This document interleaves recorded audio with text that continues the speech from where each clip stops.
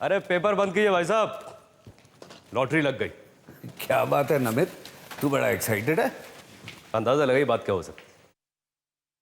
अरे ये कहीं सिंघानिया साहब का गारमेंट एक्सपोर्ट कॉन्ट्रैक्ट तो नहीं? Yes there you are. पूरे के पूरे 15 करोड़ का ऑर्डर मिला। अच्छा। लेकिन ये सिंघानिया तो ऑयल मर्चेंट्स है ना? हाँ भाभी ये वही है, लेकिन अब ये हमारे साथ गारमेंट एक्सपोर्ट का बिजनेस भी करना चाहते हैं। और आप देखिएगा इस ऑर्डर के बाद हम सबकी किस्मत बदल जाएगी। भाई मुबारक हो हम सबको। Congrats uncle. Thank you thank you. Congratulations चाचा जी। थैंक यू बेटा। कंग्रेचुलेशंस पापा। Thank you. क्या हुआ पापा, इस खुशी के मौके पर आप कुछ परेशान से?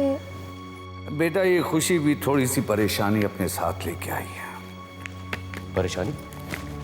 अब कैसे परेशानी? नमित ये बहुत बड़ा कॉन्ट्रैक्ट है, आखिर हमें भी कुछ सिंघानिया साहब के साथ इन्वेस्ट तो करना पड़ेगा ना।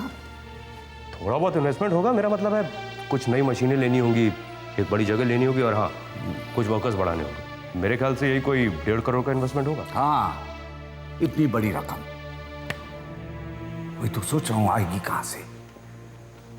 हमारा बैंक तो देगा नहीं, हम तो अपने बैंक में कई बार डिफॉल्टर हो चुके हैं, ना ही कुछ बिजनेस ठीक चल रहा है जो कि नई फाइनेंस कंपनी कोई हमें लोन दे रहे हैं। नो भाई साहब 15 दिन का समय, कुछ ना कुछ हो जाएगा।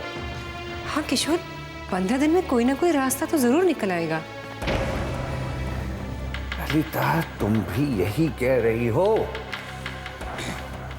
भाई समझने की कोशिश क्यों नहीं करती?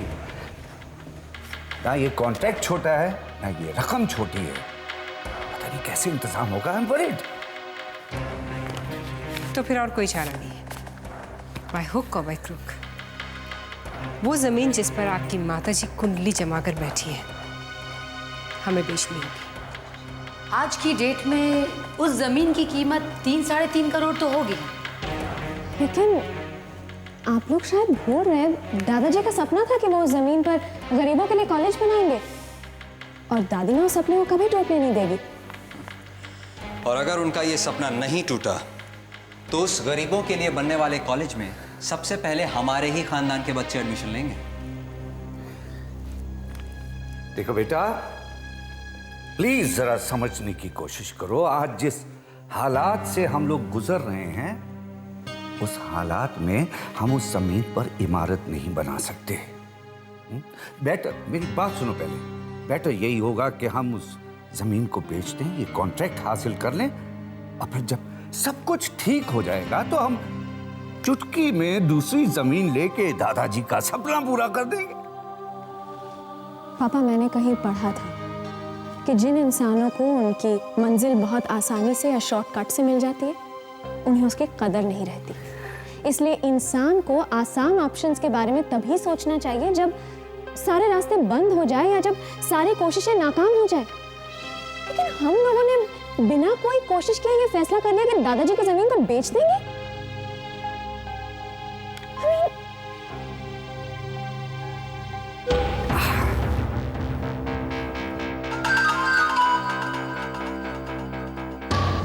नहीं,